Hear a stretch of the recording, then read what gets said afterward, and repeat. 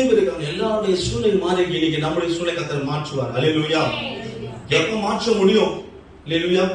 எப்ப மாற்ற முடியும்? உன்னுடைய தனிமை ஜெபங்கள். அல்லேலூயா. உன் தனிமை ஜெபங்கள் தேவனுக்கு உண்மையாக அந்த உண்மை நிமித்தம் கர்த்தர் உங்களுக்கு காரியங்களை மாதிரியே முடிவு பண்ணுவார்.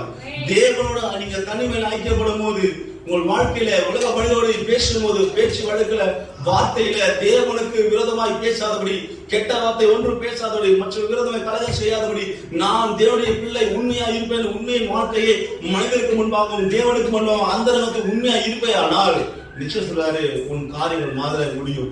அல்லேலூயா. உன் சூழ்நிலை நிச்சயம் மாறும். உன் கண்களை மாத்திரம் அதை பார்ப்பேன். அல்லேலூயா. உன் சூழ்நிலை மாறுச்சு அப்படின்னா சத்துரு எங்க? ஆமென். உன் சத்துரு எங்க?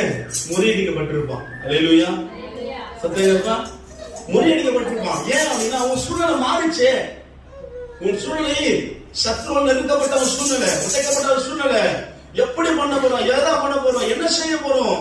பெரிய ஒரு பாரம், சத்துருவை போல நெருக்கப்பட்ட அந்த பாரம், தனிமையை ஜெபிக்கிற ஜபத்து நிமித்தம் சூழ்நிலை மாறும்போது உன் சூழ்நிலை மாறி இருக்கும். உனக்கு விரோதமாக இருந்த சத்துரு கீழே வந்திருக்கும். அல்லேலூயா.